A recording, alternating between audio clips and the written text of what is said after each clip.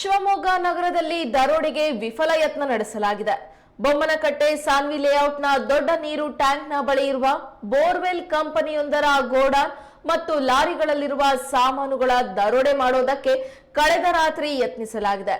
ರಾತ್ರಿ 12:30ರ ಸುಮಾರಿಗೆ ಇಬ್ಬರು ಕಪ್ಪು ಪ್ಯಾಂಟ್, ಕಪ್ಪು ಫುಲ್ ಟಿ ಶರ್ಟ್ ಧಾರಿಗಳು ಮುಖಕ್ಕೆ ಹಳದಿ ಬಟ್ಟೆ ಕಟ್ಟಿಕೊಂಡು ಬಜಾಜ್ ಪಲ್ಸರ್ ಬೈಕ್ನಲ್ಲಿ ಬಂದಿದ್ರು. ಬೈಕ್ ಅನ್ನ ಬೋರ್ವೆಲ್ ಲಾರಿ ಹತ್ರ ನಿಲ್ಲಿಸಿ ಬಂದಿದ್ದಾರೆ. ಲಾರಿಯ ಕ್ಯಾಬಿನ್ ನಲ್ಲಿ ಯಾರಿದ್ದಾರೆ ಅಂತ ಮೊದಲು ನೋಡ್ಕೊಂಡು ಸುತ್ತ ಕಣ್ಣು ಹಾಯಿಸಿದ್ದಾರೆ.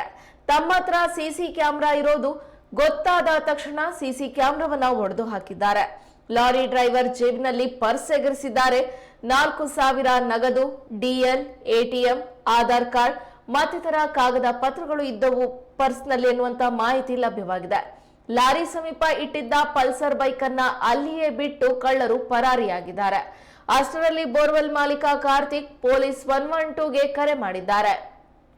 ಪೊಲೀಸರು ಸ್ಥಳಕ್ಕೆ ಧಾವಿಸಿ ಪರಿಶೀಲನೆ ನಡೆಸಿದ್ದಾರೆ. ಎಲ್ಲವೂ ಇನ್ನೊಂದು ಸಿಸಿ ಕ್ಯಾಮೆರಾದಲ್ಲಿ ರೆಕಾರ್ಡ್ ಆಗಿದೆ. ವಿನೋಬನಗರ ಠಾಣೆಯಲ್ಲಿ ದೂರು ದಾಖಲಾಗಿದ್ದು ಪೊಲೀಸರು ದರೋಡೆಕೋರರ ಪತ್ತೆಗೆ ಬಲೆ ಬೀಸಿದ್ದಾರೆ.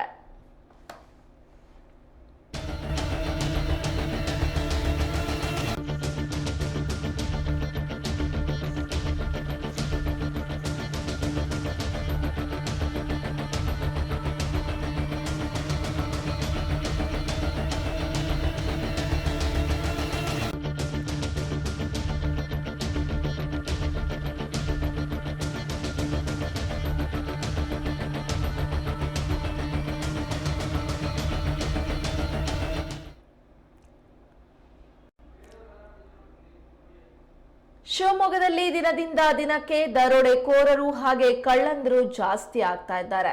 ಅದೇ ರೀತಿ ನಿನ್ನೆ ರಾತ್ರಿಯೂ ಕೂಡ ಬೊಮ್ಮನಕಟ್ಟೆ ಸಾನ್ವಿ ಲೇಔಟ್ ನಲ್ಲಿ ದೊಡ್ಡ ನೀರು ಟ್ಯಾಂಕ್ ನ ಬಳಿ ಇರುವಂತಹ ಬೋರ್ವೆಲ್ ಕಂಪನಿಯೊಂದರ ಗೋಡಾನ್ ಮತ್ತು ಲಾರಿಗಳಲ್ಲಿರುವಂತಹ ಸಾಮಾನನ್ನ ಕದಿಯೋದಕ್ಕೆ ಮುಂದಾದಂತಹ ಕಳ್ಳರು ದರೋಡೆ ಮಾಡಲು ವಿಫಲರಾಗಿದ್ದಾರೆ.